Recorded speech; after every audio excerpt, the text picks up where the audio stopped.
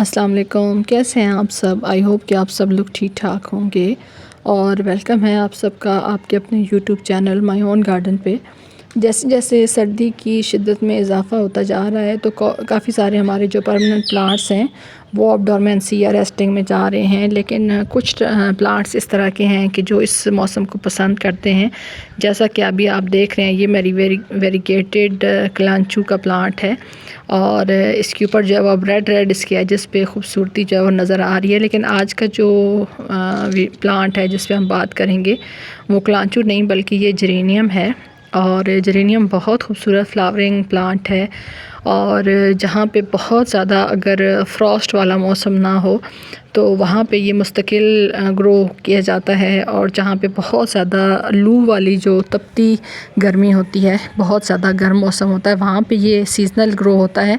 Otherwise अगर आपके यहाँ मौसम जो है वो 50 टेम्परेचर तक जाता है, जैसे हमारे यहाँ पिछले 2-3 सालों में 50 तक टेम्परेचर चला जाता है, मैक्सिमम 49 तक तो जाता ही जाता है। उसके बावजूद अगर आप इसको थोड़ा शेडी प्लेस पे मुख्तलिफ़ प्लांट्स के नीचे रखें तो ये काफ़ी ज़्यादा जो गर्मी की शिद्दत है उसको बर्दाश्त फिर भी कर लेता है। लेकिन ये है कि अगर इससे हाई टेम्परेचर जाए तो फिर ये प्लांट आप सिर्फ जो है वो बाहर के मौसम में ही अपने गार्डन के अंदर रख सकते हैं एज अ सीज़नल प्लांट। इसके अंदर बेशुमार वैरायटीज़ होती हैं, कुछ जो है वो इसके अंदर वेरीगेशन वाली भी होती हैं, कुछ इसके अंदर प्लेन वाली होती हैं। फ्लावर्स भी मल्टी पेटल्स भी होते हैं, सिंगल पेटल भी होते हैं, देसी जेरेनियम भी होते हैं और हाइब्रिड जेरेनियम भी होते हैं।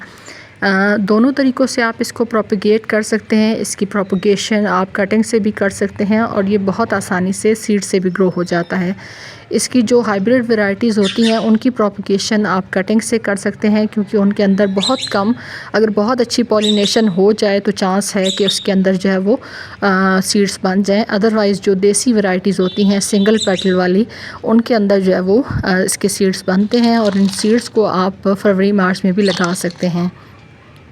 ये मैंने कुछ कटिंग्स इसकी लगाई हैं और अब आने वाला आगे जो टाइम है बाहर से थोड़ा पहले, उसमें जो है वो इसकी ग्रोथ अच्छे से स्टार्ट हो जाती है और बाहर में तो ये फुल जोबन पे होता है।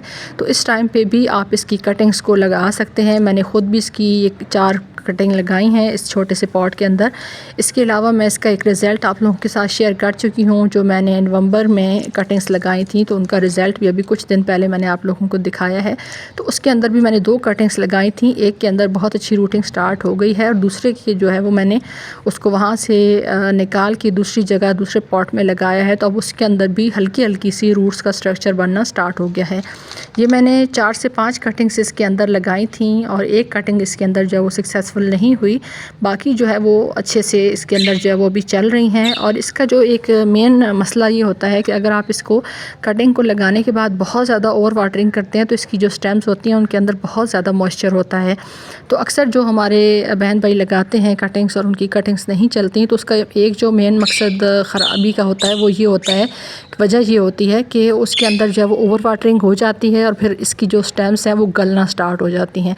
तो जब आप इसको पानी दें, तो जब अब मैंने ये कटिंग्स लगाई हैं, तकरीबन 20 से 25 दिन हो गए हैं इन कटिंग्स को लगाए हुए, तो इसके अंदर मैंने सिर्फ एक दफ़ा जब कटिंग्स लगाई थी तो पानी दिया था, उसके बाद मैंने इसको पानी नहीं दिया। और आपने देखा है कि इसके अंदर अभी भी नमी जो है वो बनी हुई है।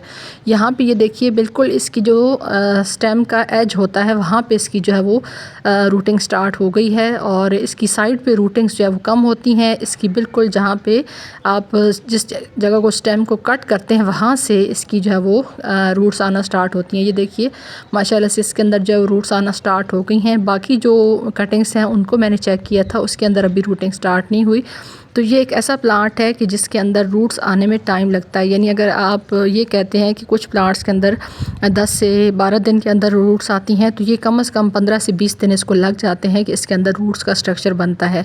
लेकिन ये है कि अगर आप इसकी पानी का ख्याल रखें, ओवर वाटरिंग ना करें, वेल ड्रेन सॉइल के अंदर लगाएं, तो ये बहुत आसानी से चलता है। इसके अंदर जो है वो एक जेरेनियम आईवी की वैरायटी होती है, वो हैंगिंग प्लांट इसके अंदर बहुत खूबसूरत लगते हैं। ये वाले प्लेन लीफ वाली हैं, एक इसके अंदर जो है वो लीफ के अंदर थोड़ा सा ब्लैकिश मैरूनिश सा कलर होता है, पर्पलिश सा, तो उसमें भी इसकी वैरायटी जो है वो नर्सरी से मिल जाती है।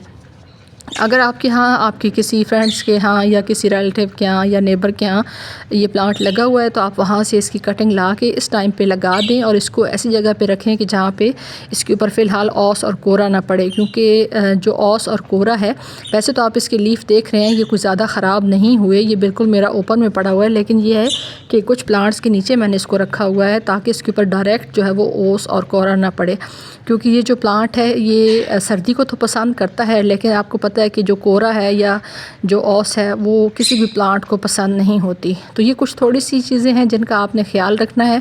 अभी अगर आप अपने गार्डन के अंदर इसकी खूबसूरती को बढ़ाने के लिए लगाना चाहते हैं तो ये आइडियल टाइम है। इस टाइम पे दिसंबर एंड में और जनवरी के स्टार्ट में नर्सरीज़ पे भी काफ़ी सारे इसके प्लांट्स जो हैं वो मुख्तलिफ़ वैराइटीज़ के मिल जाते हैं। अगर आप लेना चाहें तो वहाँ से भी ला सकते हैं, और अगर आप कटिंग लगाने में एक्सपर्ट हैं तो फिर इसकी कटिंग ज़रूर लगाएं और अपने गार्डन में इस प्लांट को ज़रूर शामिल करें। वीडियो अगर आपको अच्छी लगे तो वीडियो को लाइक कर दें। Thanks for watching. अल्लाह हाफिज़।